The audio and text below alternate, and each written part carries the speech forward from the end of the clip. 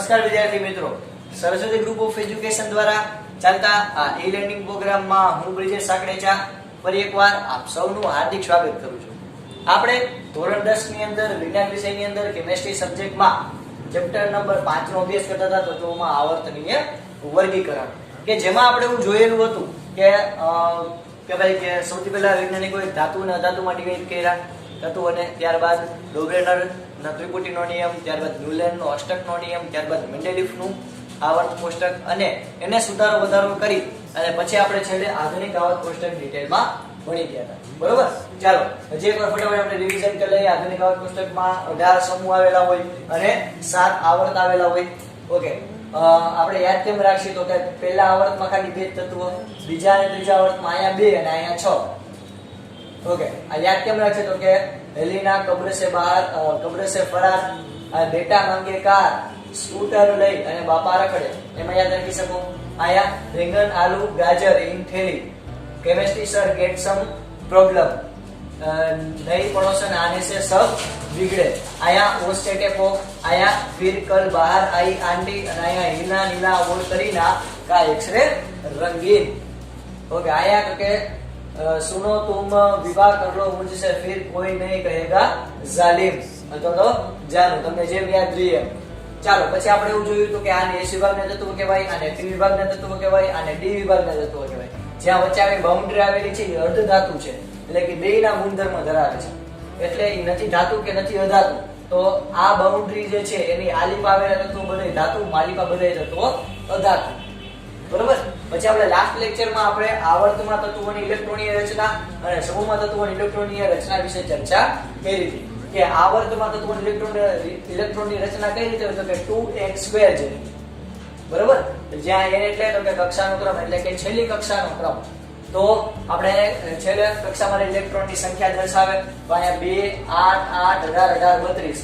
આપણો યાદ રાખશો તો તમે કોઈ પણ પદાર્થનો એક જ સમૂહમાં રહેલા કોઈ પણ પદાર્થની ઇલેક્ટ્રોન એના પરમાણુય ક્રમાંક છે એ તમે જાણી શકશો.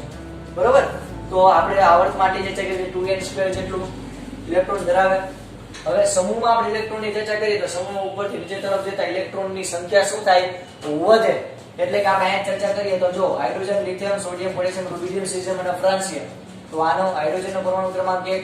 આ 1 માં કેટલા ઉમેરવાના તો કે 2. આની ઉપર કયો તત્વ તો કે 2, તો 2 અને 1. ઓકે, સોડિયમ એની ઉપર કયું છે તો કે એની ઉપર આ બે તત્વો આવેલા 2 અને 8, તો 2 8 અને 1. ચાલો આયા પોટેશિયમ, તો જે એની ઉપર 2 8 8 અને 1. એવી રીતે 2 8 8 18 1, 2 8 8 18 1, 2 8 8 18 18 32 અને 1. અને પરમાણુ ક્રમાંક કેમ મળે તો કે ઈ પણ તમને મળી જાય કે આમાં આટલી વસ્તુ ઉમેરતી જવાની. જેમ કે હાઇડ્રોજનનો પરમાણુ ક્રમાંક 1, 1 માં 2 ઉમેરું તો થાય 3, 3 માં 8 ઉમેરું તો થાય 11, 11 માં 8 ઉમેરું તો થાય 19, 19 માં 18 ઉમેરું તો 37, 37 માં 18 ઉમેરું તો 55 ને એમાં 18 ઉમેરું તો 87. એવી જ રીતે બીજું ઉદાહરણ આપી તો કે બીજો સમૂહ લઈ તો બેરિલિયમ એટલે 4. તો બેરિલિયમ છે એમાં કેટલા ઉમેરું તો મને મેગ્નેશિયમ નો પરમાણુ ક્રમાંક મળે તો કે એક લાઈનમાં છેલ્લે આવી જવાનું, તો કે એમાં 8 ઉમેરું તો મને મેગ્નેશિયમ મળે. મેગ્નેશિયમમાં કેટલા ઉમેરું તો મને કેલ્શિયમ નો પરમાણુ ક્રમાંક મળે, તો કે એક લાઈનમાં આગળ આવી જવાનું, તો મેગ્નેશિયમમાં 8 ઉમેરું તો મને કેલ્શિયમ નો પરમાણુ ક્રમાંક મળે. એમાં 18 ઉમેરું તો SR નો પરમાણુ ક્રમાંક મળે, એમાં 18 ઉમેરું તો BA નો પરમાણુ ક્રમાંક મળે, અને એમાં 18 ઉમેરું તો RA નો પરમાણુ ક્રમાંક મળે. બરોબર, તો આવી રીતે તમે કોઈ પણ સમૂહમાં રહેલ ઇલેક્ટ્રોનની રચના તમે મેળવી શકો. બરોબર, જેમ કે જો એક હજી ઉદાહરણ કરાવું છોકરાઓ, જો કરાવો તમે ભલે આ પાડતા તો એમ કરો. ચાલો સમૂહ આપણે 17 લઈ લઈએ. સમૂહ 17 એટલે આવડો ફ્લોરિન, તો ફ્લોરિન નો પરમાણુ ક્રમાંક કેટલો તો કે 9. બરોબર, ચાલો પહેલા આપણે આ બંને પૂછી નાખીએ.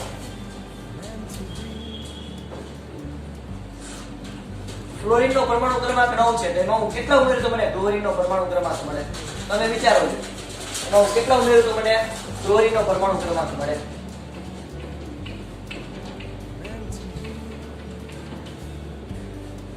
ફ્લોરિન માં કેટલા ઉમેરું ક્લોરીન મળે તો કે 8, એટલે કે F + A, એટલે મને શું મળશે? ક્લોરીન નો પરમાણુ ક્રમાંક 17. હવે ક્લોરીન માં કેટલા ઉમેરું? 18,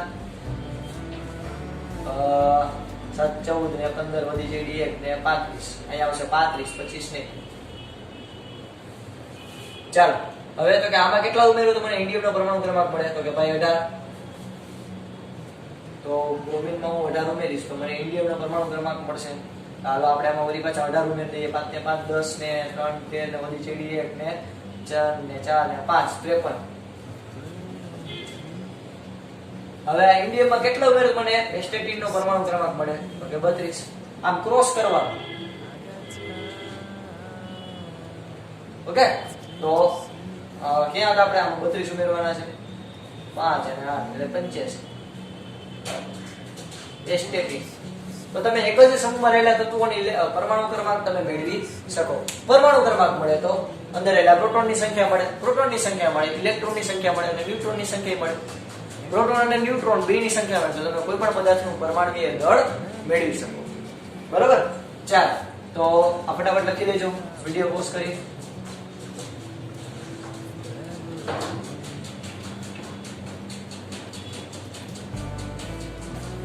ઓકે પણ બાહ્ય કક્ષા પર ઇલેક્ટ્રોનની સંખ્યા કેવી છે સરખી. ચાલો હવે આપણે ભણીએ આવર્તનીય ગુણધર્મ. હવે કોને કહેવાય આવર્તનીય ગુણધર્મ? જો હવે આપણું આગલું ચેપ્ટર છે આપણે આધુનિક આવર્ત કોષ્ટક ભણી ગયા. એની અંદરની બધી વિશેષતાઓ ભણી ગયા કે આને આલ્કલી સમૂહ કહેવાય, આને હેલોજન સમૂહ કહેવાય, 17મા સમૂહને 18મા સમૂહને નિષ્ક્રિય વાયુઓનો સમૂહ કહેવાય. હવે આપણે આવું બધું ભણી ગયા. આ બધા અર્ધ ધાતુ કહેવાય, આ બધું ધાતુ અને માની બધી અધાતુ. પણ આપણે હવે આવર્તનીય ગુણધર્મો ભણશું અને ઓકે એના વિશે આપણે અભ્યાસ કરીશું. ચાલ આવર્તનીય ગુણધર્મ એટલે કે ભાઈ તત્વોના જે ગુણધર્મો તેની ઇલેક્ટ્રોન રચનાને આધારે નક્કી કરવામાં આવે.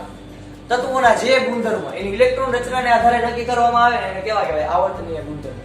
એટલે કે જે ગુણધર્મ તત્વોની ઇલેક્ટ્રોન રચના ઉપર આધારિત છે એને શું કહેવાય આવર્તનીય ગુણધર્મ.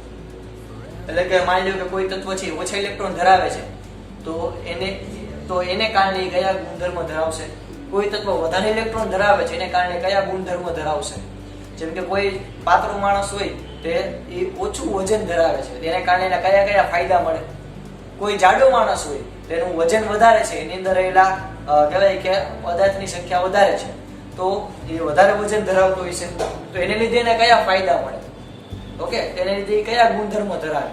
જેમ કે કોઈ બહુ જાડુ માણસ હોય ડોક્ટર હાથી જેવું માન ઊભું થઈ શકે તો એનો ગુણધર્મ થયો કે માન ઊભું થવું. જ્યારે પાતળા માણસ હોય તો એ ફટાક કરતા ઊભા થઈ જાય, બહુ સ્ફૂર્તિલા હોય, બહુ જોશીલા હોય તો એના ગુણધર્મ થયા.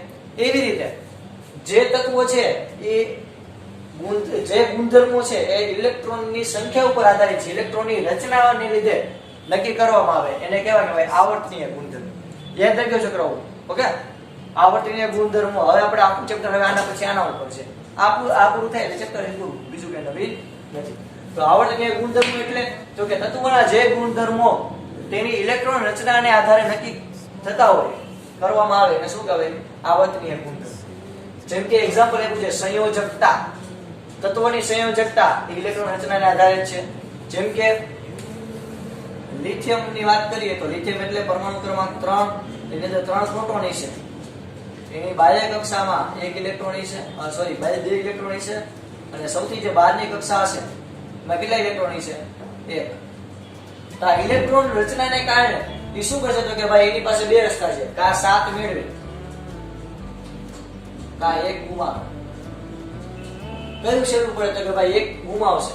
તો ભાઈ આવું શું કામ પોસિબલ છે તો કે ભાઈ એની અંદર 1 ઇલેક્ટ્રોન છે એટલે ઇલેક્ટ્રોન ઉપર આધારિત છે આ ગુણધર્મ. ઓકે એટલે સંયોજકતા જે છે ઇલેક્ટ્રોન ઉપર આધારિત ગુણધર્મ છે. જો ઇલેક્ટ્રોન 2 હોત તેની સંયોજકતા કંઈક અલગ હોત, ઇલેક્ટ્રોન 3 હોત તેની સંયોજકતા અલગ હોત. તો સંયોજકતા એ ઇલેક્ટ્રોન ઉપર આધારિત ગુણધર્મ છે.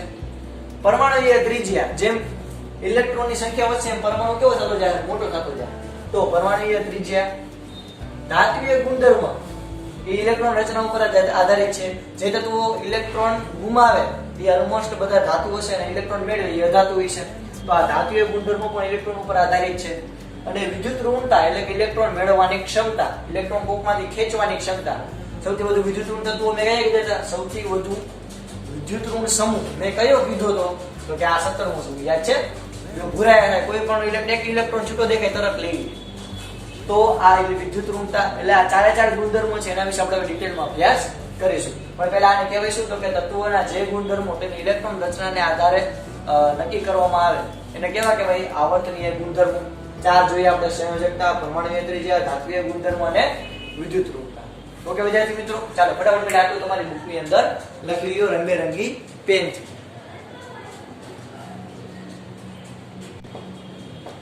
ચાલો આપણે જોઈએ સંયોજકતા. બરોબર, આપણે કીધું કે જે ગુણધર્મો હોય ઇલેક્ટ્રોનની રચના ઉપર આધારિત રાખતા હોય એવાને આપણે કહીએ આવર્તનીય ગુણધર્મો. તો એની અંદર સૌથી પહેલા આપણે એક્ઝામ્પલ તરીકે લીધું તો સંયોજકતા. તો સંયોજકતા એટલે શું? તો કે ઓલરેડી આપણે બેઝિક લેક્ચરમાં ડિસ્કસ કરી જ ગયા છીએ, છતાં પણ જોઈ લઈએ કે કોઈ પણ તત્વના પરમાણુઓ નિષ્ક્રિય વાયુ જેવી રચના પ્રાપ્ત કરવા માટે ઇલેક્ટ્રોન ગુમાવે કે મેળવે તેને શું કહેવાય? એની સંયોજકતા. એટલે કે કોઈ પદાર્થ છે એ નિષ્ક્રિય વાયુ જેવી રચના પ્રાપ્ત કરવા માટે, ભગવાન જેવા થવા માટે કાંઈ ઇલેક્ટ્રોન ગુમાવશે અથવા તો ઇલેક્ટ્રોન મેળવશે. તેને કેટલા ઇલેક્ટ્રોન ગુમાવ્યા અથવા કેટલા ઇલેક્ટ્રોન મેળવ્યા એને આપણે શું કહીએ? એની સંયોજકતા. જેમ કે મેગ્નેશિયમ છે તો મેગ્નેશિયમ એનો પરમાણુ ક્રમાંક 12, તો એને 10 જેવી ઇલેક્ટ્રોન રચના પ્રાપ્ત કરી હોય એટલે કે એની પાસે બે ઓપ્શન છે, કાં તો એ 6 ઇલેક્ટ્રોન મેળવે કાંઈ 2 ઇલેક્ટ્રોન ગુમાવે. તો એની માટે સસ્તું શું પડે? તો કે ભાઈ 2 ઇલેક્ટ્રોન ગુમાવે તો મેગ્નેશિયમની સંયોજકતા છે +2. ઓકે, તો આયા યાદ રાખજો છોકરાઓ કે આપણે ગમે એનું ઉદાહરણ લઈએ. ફોર એક્ઝામ્પલ ઓક્સિજન લઈએ તો ઓક્સિજન છે તો એનો પરમાણુ ક્રમાંક 8 એટલે કે એની રચના કઈ રીતે હોય? તો કે 8 પ્રોટોન છે અંદર, 8 પ્રોટોન, તેની બહાર 8 ઇલેક્ટ્રોન છે 1 2 3 4 5 6 7 અને 8. જગ્યા ઇલેક્ટ્રોન 8. બે જગ્યા કેવી છે? ખાલી. તો ઓક્સિજન માટે કેટલા ઓપ્શન છે? 2. 6 ઇલેક્ટ્રોન ગુમાવે અથવા તો 2 ઇલેક્ટ્રોન મેળવે. તો ભાઈ આપણને કોઈ વસ્તુ લઈ તો સસ્તી પડતી હોય એટલી આપણે લઈ, એવી રીતે પરમાણુમાં પણ એવું છે. એને કયું સહેલું પડશે? તો કે ભાઈ કાંઈ એની પાસે બે ઓપ્શન છે, 6 ઇલેક્ટ્રોન ગુમાવે કાંઈ 2 ઇલેક્ટ્રોન મેળવે. તો એને ભાઈ 2 ઇલેક્ટ્રોન મેળવવું સસ્તું પડશે. ઇલેક્ટ્રોન તો એ શું કરશે? તો કે 2 ઇલેક્ટ્રોન મેળવશે. તો કોઈ પદાર્થ ઇલેક્ટ્રોન મેળવે તો એ નેગેટિવ થાય, ગુમાવે તો પોઝિટિવ. હંમેશા ત્યાગનો મહિમા છે. તમે જેમ કોઈ વસ્તુ ત્યાગી દો, તમે જેમ વસ્તુ કોઈને દાન કરી એમ તમારું પુણ્ય વધતું જાય, એવું શાસ્ત્રોમાં કહેલું છે. તો એવી રીતે જેમ કોઈ પદાર્થ ઇલેક્ટ્રોન મેળવે તો એ નેગેટિવ થાય. તો કેટલા ઇલેક્ટ્રોન મેળવશે? 2. તો એ 2 નેગેટિવ થયા, એટલે કે એની પાસે 2 વધારાના ઇલેક્ટ્રોન જે છે તે આવ્યા. ઓકે, તમે કેમિસ્ટ્રીની દ્રષ્ટિએ જોવા જાવ તો કેવી રીતે થાય પ્રક્રિયા? તો કે એની અંદર ભાઈ 8 પ્રોટોન છે અને 2 ઇલેક્ટ્રોન મેળવે તો એની પાસે 10 ઇલેક્ટ્રોન છે. તો 8 પ્રોટોન છે એ 8 ઇલેક્ટ્રોનને તો સંતુલિત કરી નાખશે, પણ બાકીના 2 વધશે. 2 ઇલેક્ટ્રોન વધ્યા એટલે એની પાસે 2 ઇલેક્ટ્રોન, એટલે કે ઇલેક્ટ્રોનનો વીજભાર કેવો હોય? નેગેટિવ. એની પાસે 2 ઇલેક્ટ્રોન છે એનો વીજભાર વધારે છે, એટલે કે O2-. ઓકે, તો આવી રીતે આપણે સંયોજકતા કરીએ. સંયોજકતા એટલે સિમ્પલ સાવ કાઠિયાવાડી ભાષામાં કે કોઈ પદાર્થ હોય એને નિષ્ક્રિય વાયુ જેવી રચના પ્રાપ્ત કરવા માટે કાંઈ ઇલેક્ટ્રોન ગુમાવશે અથવા ઇલેક્ટ્રોન મેળવશે. તો ઇલેક્ટ્રોન ગુમાવે કે મેળવે છે એને આપણે શું કહીએ? એની સંયોજકતા. તેનો આધાર બાહ્ય કક્ષામાં રહેલા ઇલેક્ટ્રોનની સંખ્યા ઉપર રહેલો હોય છે. ઓબવિયસ વાત છે, મેં અંદરના એક કક્ષકની વાત નથી કરી, બાહ્ય કક્ષાની ચર્ચા કરીએ.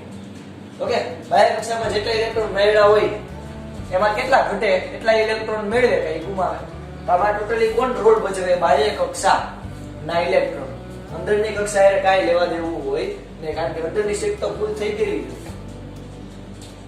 ક્લિયર? ચાલો, તો સંયોજકતા એટલે શું? તો કે કોઈ પણ તત્વના પરમાણુઓ નિષ્ક્રિય વાયુઓ જેવી, એટલે કે ભગવાન જેવા થવા માટે કાંઈ પદાર્થ જે છે એના પરમાણુ કાંઈ ઇલેક્ટ્રોન ગુમાવશે કાંઈ ઇલેક્ટ્રોન મેળવશે. તો એને શું કહેશે? તો કે સંયોજકતા. બાહ્ય કક્ષામાં ઇલેક્ટ્રોનની સંખ્યા ઉપર આધારિત છે. હવે તો કે આપણે બે રીતે જોઈ આવર્ત કોષ્ટકમાં કે આપણે આવર્તમાં ડાબી બાજુથી જમણી બાજુ, ઓકે, આવર્તમાં ડાબી બાજુ થી જમણી બાજુ તરફ જતા અને આવર્તમાં લખાઈ ગયું છે બધે, ફટાફટ લખી લેજો. અને સમૂહમાં ઉપરથી નીચે જતા સંયોજકતા જે છે એમાં શું ફેરફાર થાય આપણે એ જોવાનું છે. તો જોઈએ આપણે, આપણી કઈ નાદ નથી. ચાલો જોઈએ. તો ભાઈ આવર્તના તત્વોમાં સંયોજકતા જોવાની છે કે આવર્તમાં આપણે આમથી આ બાજુથી આમ જઈએ, આલી પાછી જઈએ, ડાબી બાજુથી જમણી બાજુ જઈએ, તો સંયોજકતામાં શું ફેરફાર થાય આપણે જોવાનું છે. તો ડાબી બાજુથી જમણી બાજુમાં શરૂઆતમાં સંયોજકતા વધે અને ત્યારબાદ ઘટે છે. એટલે કે જો આ સમૂહની સંયોજકતા કેટલી, તો કે +1, કારણ કે આ આખા સમૂહમાં બાહ્ય કક્ષામાં રહેલા ઇલેક્ટ્રોનની સંખ્યા કેટલી છે? 1. ઓકે, આપણે લાસ્ટ લેક્ચરમાં જોયું. તો આ બધા 1 ઇલેક્ટ્રોન ગુમાવશે. તો અહીંયા તો કે અહીંયા આપણે આ પણ જોયું +2. આખો સમૂહ જે છે એ બાહ્ય કક્ષામાં 2 ઇલેક્ટ્રોન રહેલા હશે, બધા 2 ઇલેક્ટ્રોન શું કરશે? દાન કરશે. પછી તો કે આપણે ડાયરેક્ટ હવે અહીંયા ઠેકડો મારવાનો, અહીંયાથી અહીંયા, કારણ કે અહીંયા વચ્ચે કાંઈ નથી. તો અહીંયા +3 અને અહીંયા +4. તો તમે ડાબી બાજુથી જમણી બાજુ જાવ તો જો શરૂઆતમાં વૈધી આ પહેલું, બીજું, ત્રીજું અને ચોથું. તો શરૂઆતમાં વૈધી પછી તો કે ઘટે, એટલે કે 4 થી 0. મેં યાદ છે કીધું હતું કે આ બે પોસિબિલિટી ધરાવે, કે આ +4 થાય અને -4 થાય. એને એની મનનો મોરલો. ઓકે, સમૂહ 14 એની મનનો મોરલો, એને મન પડે કરે. તો આ એ બે પોસિબિલિટી ખરા, એટલે +4 ધરાવે અને -4 બનાવી શકે. ઓકે, હવે ધીરે ધીરે ઘટતું જાય. હવે નાઇટ્રોજન છે તેને જો ભગવાનથી 3 કદમ જ દૂર છે. ઓકે, મેં એમ યાદ રખાવ્યું હતું. તો એ 3 ઇલેક્ટ્રોન મેળવશે, આ 2 ઇલેક્ટ્રોન મેળવશે, આ 1 ઇલેક્ટ્રોન મેળવશે, અને આ તો પોતે જ ભગવાન છે એટલે 0, કઈ માથાકૂટ જ નહીં. તો જો તમે ડાબી બાજુથી જમણી બાજુ તરફ ગયા તો સંયોજકતા જે છે પેલા વૈધી 1, 2, 3 અને 4 પેલા વૈધી, પછી તો કે જો ધીરે ધીરે ગઈ ગઈ -3, -2, -1. તો પેલા સંયોજકતા વૈધી 1, 2, 3 અને 4. પછી આ નિશાની આપણે ધ્યાનમાં ન લઈ, ખાલી આંકડાઓને ધ્યાનમાં લઈ. તો જો પેલા થઈ 1 થી 4, પછી તો કે જેવું અહીંયા આવ્યા પછી તો કે પછી થઈ 4 થી 0, પછી થઈ 4 થી 0. સિમ્પલ, ખબર પડે, સાવ ચંપુ જેવું. એલા આવર્તમાં ડાબી બાજુથી જમણી બાજુ તરફ જાવ તો પેલા ઇલેક્ટ્રોનની પેલા સંયોજકતા જે છે વધે 1, 2, 3 અને 4 અને પછી ઘટે. ચાલો હવે સમૂહની ચર્ચા કરીએ. સમૂહ એટલે તો કે આ ઊભો હળિયો, એટલે કે ઊભો સમૂહ. સમૂહમાં તત્વોની સંયોજકતા જે છે કેવી રીતે આપણને જોવા મળશે? તો કે એક જ સમૂહમાં રહેલા બધા તત્વોના બાહ્ય કક્ષામાં રહેલા ઇલેક્ટ્રોનની સંખ્યા સરખી હોય. ઓકે, આપણે લાસ્ટ લેક્ચરમાં ચર્ચા કરી હતી, અહીંયા પણ હું વળી પાછળ ચર્ચા કરું. એલો ચલો વાલો તમારે જેવું બોલ.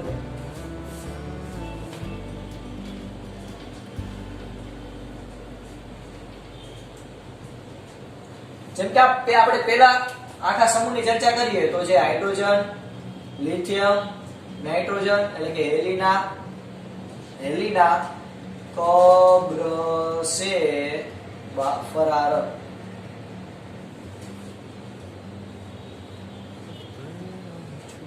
આની ઇલેક્ટ્રોન રચના 1, આની 2 અને 1, આની 2, 8 અને 1. આપણે લાસ્ટ લેક્ચરમાં જોયું હતું 2, 8, 8 અને 1. આની 2, 8, 8, 18 અને 1. આની 2 સોરી પેલા ઠેકડો ભરાઈ ગયો 2, 8, 8, 18, 18 અને 1. આની 2, 8, 8, 18, 18, 32 અને 1. બરોબર. તો મેં જેમ સમૂહમાં ઉપરથી નીચે તરફ જાવ તો ઇલેક્ટ્રોન વધતા જાય, પણ આપણે લાસ્ટ લેક્ચરમાં પણ ચર્ચા કરી હતી બાહ્ય કક્ષામાં રહેલા ઇલેક્ટ્રોનની સંખ્યા કેટલી હોય? એક જ સરખી. તો બાહ્ય કક્ષામાં રહેલા ઇલેક્ટ્રોનની સંખ્યા એક જ સરખી હોય તો સંયોજકતા તો કેના ઉપર આધાર રાખે? બાહ્ય કક્ષામાં રહેલા ઇલેક્ટ્રોન ઉપર. તો આમાં તો જો બધાયમાં બાહ્ય કક્ષામાં કેટલા ઇલેક્ટ્રોન છે? 1. તો સમૂહમાં તમે ઉપરથી ગમે એટલા નીચે જાઓ એની સંયોજકતા કેટલી રહેશે? 1. એટલે કે આ હાઇડ્રોજન પણ એક ઇલેક્ટ્રોન ગુમાવે, લિથિયમ પણ એક ઇલેક્ટ્રોન જ ગુમાવે, સોડિયમ પણ એક જ ઇલેક્ટ્રોન ગુમાવે, પોટેશિયમ પણ એક જ ઇલેક્ટ્રોન ગુમાવે, રૂબિડિયમ પણ એક જ ઇલેક્ટ્રોન ગુમાવે, સીઝિયમ પણ એક જ ઇલેક્ટ્રોન ગુમાવે અને ફ્રાન્સિયમ પણ એક જ ઇલેક્ટ્રોન ગુમાવે.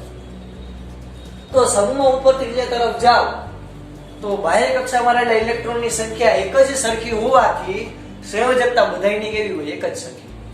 એટલે કે સમૂહમાં આ બેરિલિયમ છે એ +2 સંયોજકતા ધરાવે, આ Ba છે એ પણ +2 સંયોજકતા ધરાવે, આ બોરોન છે એ +3 સંયોજકતા ધરાવે, તો આ ગેલિયમ પણ +3 સંયોજકતા ધરાવે, આ થોરિયમ પણ +3 સંયોજકતા ધરાવે. એટલે કે આ પણ 3 ઇલેક્ટ્રોન દાન કરે, એલ્યુમિનિયમ પણ 3 ઇલેક્ટ્રોનનું દાન કરે. હવે આને આપણે વાત કરીએ તો જો નાઇટ્રોજન છે એ 3 ઇલેક્ટ્રોન મેળવે તો આ આ કહેવાય એન્ટીમની છે એ પણ 3 ઇલેક્ટ્રોન મેળવે, બિસ્મથ પણ 3 ઇલેક્ટ્રોન મેળવે. ઓકે, આ આપણે ઓક્સિજન વાળા સમૂહની ચર્ચા કરીએ તો ઓક્સિજન છે એ પણ 2 ઇલેક્ટ્રોન મેળવે, સેલેનિયમ પણ 2 ઇલેક્ટ્રોન મેળવે. આપણે આ ફ્લોરીન વાળા સમૂહની વાત કરીએ, હેલોજન સમૂહ, તો બધાય તત્વો છે એ કેટલી સંયોજન ધરાવે છે? -1. એટલે કે આ બધાય તત્વો છે એ 1 ઇલેક્ટ્રોન મેળવશે એનું અષ્ટક પૂરું કરવા માટે. અને આ તો નિષ્ક્રિય તત્વો, એ કોઈ પ્રક્રિયા કરશે નહીં એટલે એની સંયોજકતા 0. ક્લિયર થયું?